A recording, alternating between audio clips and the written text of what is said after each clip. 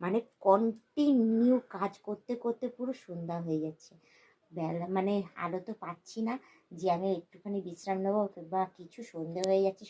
তো এত কোমর ব্যথা করছে না, সত্যি আমি আর পারছি না।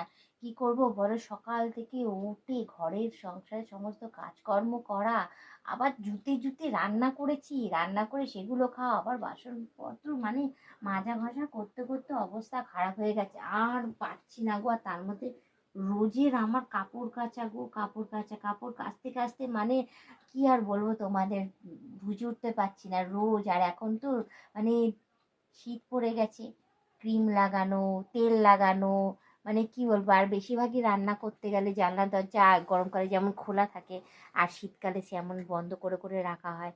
আর ওই তেল ঝোলে মানে কি বলবো, ক্রিমে, অলিভ অয়েলে পুরো জামা কাপড় সমস্তটা মানে কি বলবো, এত নোংরা হচ্ছে, এত নোংরা হচ্ছে না, মানে মাথা খারাপ করে দিচ্ছে। মানে 2 দিন 3 দিন পর পর মানে কন্টিনিউ সার্ফ আমার শেষ হয়ে যাচ্ছে।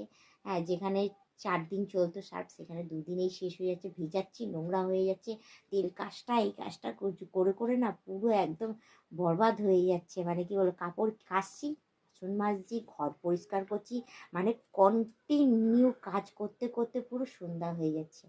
বেলা মানে আলো তো পাচ্ছি না যে আমি একটুখানি বিশ্রাম নেবো বা কিছু, সন্ধে হয়ে যাচ্ছে। সন্ধে হয়ে যাওয়ার পর সেই গতকালে জামা কাপড় গোছানো, আবার বিছানা পাতি, আর কম্বল গোছাতে গেলে তো আমার হাতের ডানা দুটো আর থাকে না। বিছানার মধ্যে যেন আমার যুদ্ধ চলে। আর আমার কাজ তো আমাকেই করতে হবে, কেউ তো করবে না। ইউজ করতে পারবে সবাই, কিন্তু কেউ কোনো কিছু করবে না। আবার এক্সট্রা অর্ডিনারি কাজ, যেমন আজকে আমি ছাদ ঝাড় দিয়েছি, সিঁড়ি ঘর মুছেছি, আবার সিঁড়িগুলো পুছে পরিষ্কার করেছি। এক্সট্রা অর্ডিনারি কাজ তো এগুলো রয়েছে, পেছনটা যেন পরিষ্কার করেছি। আর কন্টিনিউ উঠানে জল পড়তেই থাকে, সেগুলো কন্টিনিউ ঝাড় দেওয়া, পরিষ্কার করা, ওটা করতেই লাগে। সবাই ইউজ করবে কিন্তু কেউ ঝাড় দেবে না, জল ফল কিচ্ছু কিচ্ছু করবে কিচ্ছু না, সবই ওই আমাকেই করতে লাগে। আবার তার মধ্যে আমাদের বাথরুম পায়খানা তো রয়েছে, সেগুলো তো আমাকে পরিষ্কার করতে লাগে। ইউজ করবে সবাই কিন্তু কেউ কিছু করবে না। সমস্ত কাজ করতে করতে না মানে আমি হাঁপিয়ে গেছি, এত কোমর যন্ত্রণা করছে ভগবান আমাকে।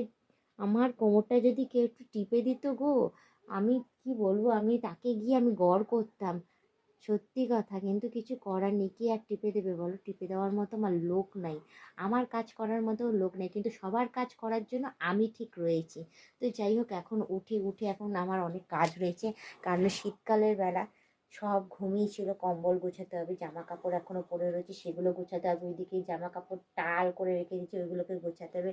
গুছিয়ে আবার রাতের রান্না, কি আর বলবো, উফ বাবা, কি আর বলবো। আমার মানে সোজা হতে পারছি না, বসতে গেলে উঠতে পারি না, শুতে গেলে বসতে পারি না, মানে না শুয়ে শান্তি না বসে শান্তি, কি আর বলবো তোমাদের।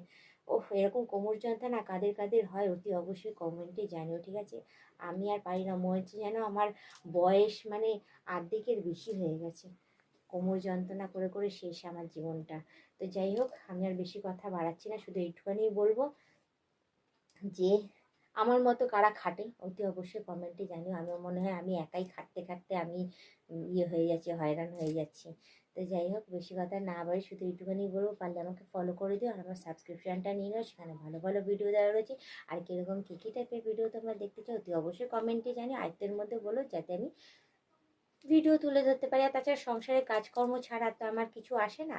হ্যাঁ, যদি রিলস ভিডিও পারি তাহলে সেগুলো দিই, আর যদি ঘুরতে যাই তাহলে সেগুলো দিই। দেখি তোমাদের দাদা আসুক, যদি ঘুরতে নিয়ে যায় তাহলে তো ঘোরার ভিডিও কয়েকটা তোমরা পেতে পারো। আর না হলে সংসারে যাবতীয় যা যা কাজকর্ম হয় সেগুলোই তুলে ধরি, সেগুলোই দেখো তোমরা। আর সেগুলোও দেখো, সেগুলোর মধ্যেও তোমাদের মানে অন্য কিছুই তোমরা দেখতে পাও। আমি বুঝে উঠতে পারি না তোমাদের চোখটা কোন দিকে থাকে, ভগবান জানে। অ্যাটলিস্ট আমি সংসারের কাজ করছি, সংসারের কাজকর্মর ভিডিও চাইছো তোমরা, আমি দিচ্ছি। যে আমি রেগুলার যে রান্না করা, বাসন মাজা, ঘর পোছা, বিছানাপাতি গোছানো, কাপড় কাচা, এইগুলোই তো তুলে ধরি। এবার তোমরা জানি না তোমাদের চোখে কি পড়ে না পড়ে, আমার আর কিছু বলার নেই। তো যাই হোক, বেশি কথা না বলে শুধু এইটুখানি বলবো, আজকে ব্লগ ভিডিওটা আমি এখানেই শেষ করছি। উফ বাবা, আবার অন্যদিন অন্য কোনো ব্লগ ভিডিও নিয়ে হাজির হয়ে যাবো। আজকের মতো টাটা, বাই বাই, সুস্থ থেকে এভাবে আমাকে দেখতে থেকো, আর পাশে থেকো, আমাকে প্রচুর পরিমাণে সাপোর্ট করে এগিয়ে নিয়ে যাও।